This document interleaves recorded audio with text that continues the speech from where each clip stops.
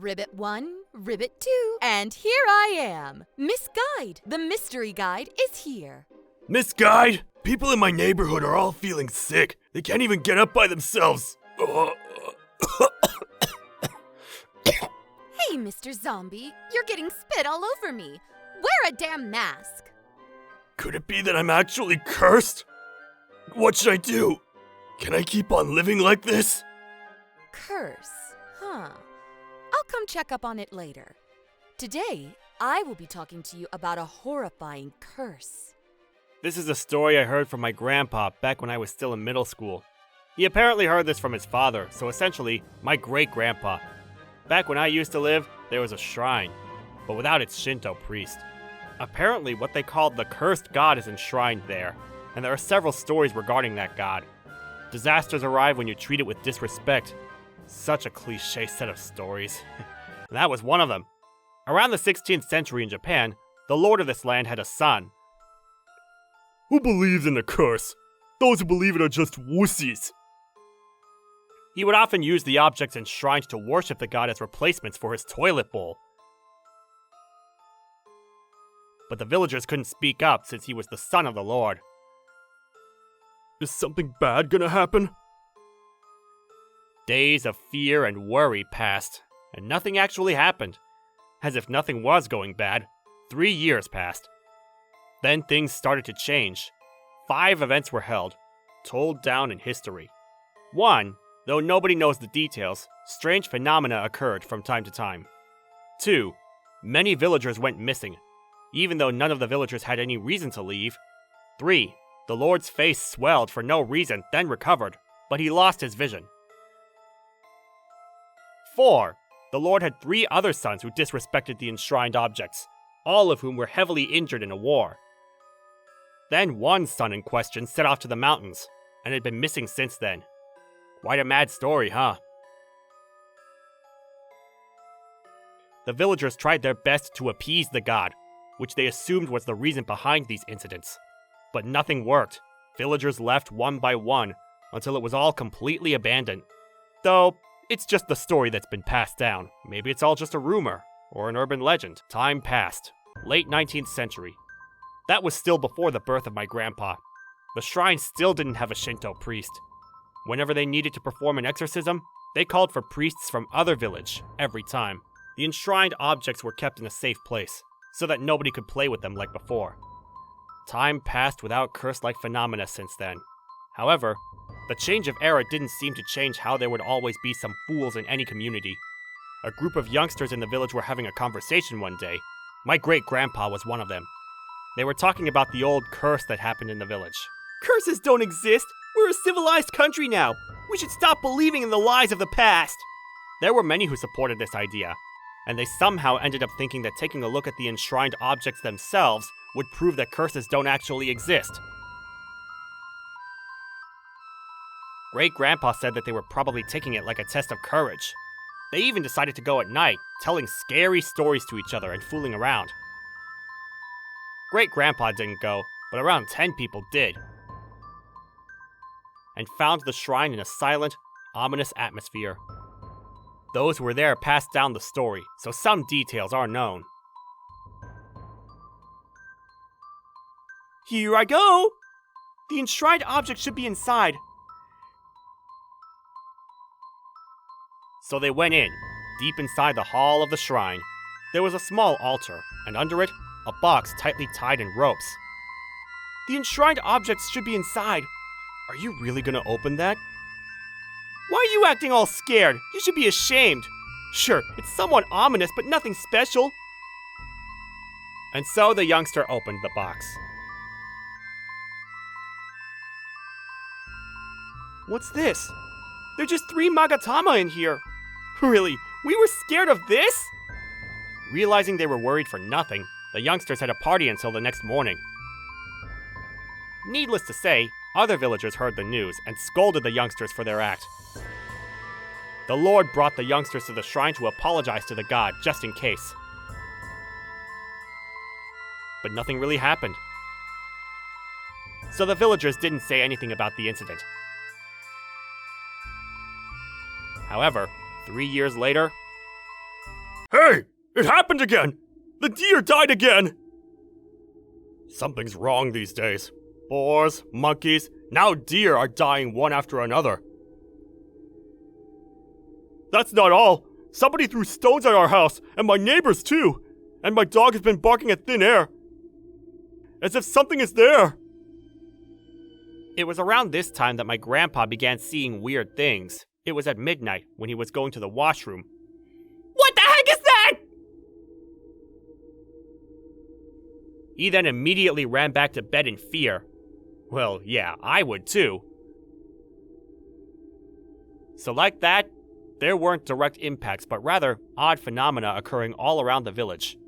The villagers then realized something was actually wrong and remembered the incident 3 years before. They went back to the shrine multiple times to apologize, hoping that things would get better. However, that wasn't the case. There was finally an actual casualty. One of the villagers entered the mountain but was assaulted by some unknown being and was found dead, brutally beaten.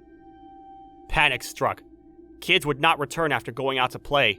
4 people out of supervision went missing. A calm-minded person went crazy and screamed into the mountain. A woman who was living a happy life suddenly committed suicide. All of this happened within a month. The villagers were completely beaten down. One day, one of the elders gave a suggestion. The Shinto priests over at the Kuroneko shrine beyond the mountains have been taking care of the dead of our shrine for years. Maybe we should talk to them about it.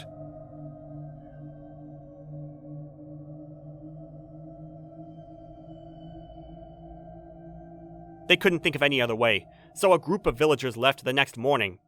The Lord brought the child from the incident 3 years prior to Kuroneko shrine, giving the details to the Shinto priest. The Shinto priest found things to be peculiar.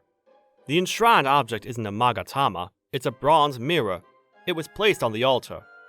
The enshrined object that the disrespectful son from the 16th century was playing with was also bronze armor. I've never heard about a magatama in a box. The Lord had also thought this entire time that the youngsters were playing with the bronze mirror.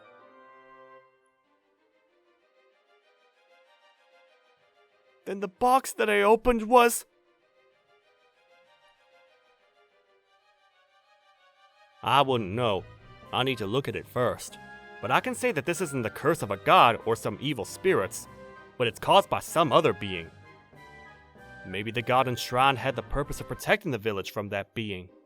The Shinto priest told them to give him a few days to look into old documents to find out what this thing may be, so they agreed. By this time, similar phenomena occurred in neighboring villages and army camps nearby. Whatever was happening, it had to be resolved, fast. 2 days later, the Shinto priest visited the village and told the people what he found. There's been something that's been doing bad deeds in this area for many years, often abducting people. So people asked the gods to defeat this thing, but it was already too strong since it was able to absorb the power of people it abducted. Since the gods couldn't defeat it, sealing it was the only choice. Unable to use its power, the being was sealed in the Magatama for years to come. However, the youngsters of this village broke that seal, so it began attacking the villagers again. But then what about the story of the child of the Lord from the 16th century? That was most likely from a curse of some sort, but completely different from what's happening now. In any case, we must ask the gods to seal this thing again, before it's too late. Throughout the years, the evil thing became one with the Magatama, so it can't be detached easily. That would mean it should still be nearby.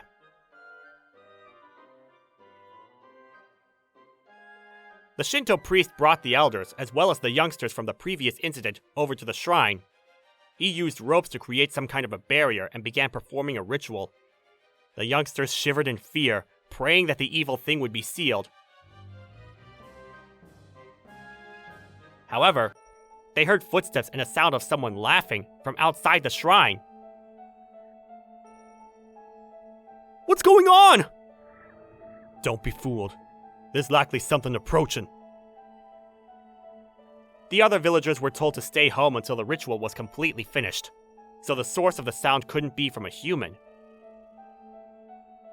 A beast-like odor spread, causing nausea. The god of this land is enshrined in this bronze mirror. No evil being can enter this shrine. Please, stay focused on the ritual.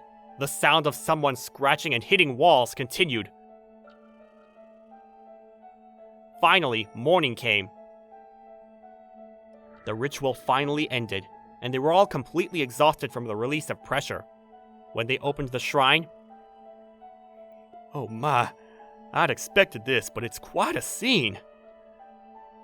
Trees were knocked down, footprints were all over the place, and scratch marks that seemed only possible from giant animals, as well as many dead bodies of brutally killed birds and raccoons.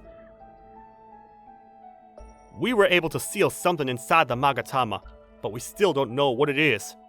So please, do not do this ever again. Ever, ever. Do not ever open or remove the Magatama from this box. We must pass this down through history. Those who were there listened to the Shinto priest, down to their hearts. Well, thanks for listening to such a long story. There are some parts that are hard to understand, so you must be wondering why I'm telling you about this. The truth is, there was a burglar at the shrine. The altar, the bronze mirror, almost everything was stolen. Apparently that includes that box with the Magatama inside. It's been almost 2 years since it was stolen. I just have to pray those same things would not be repeated. Judging from the past, this thing affects what surrounds the Magatama, within around a 10 to 20 kilometer radius. That's why I'm scared now. Even my grandpa's like, there's nothing we can do now. If we don't know where the Magatama is, there's no way out. Saying this won't make you feel any better, but be careful out there.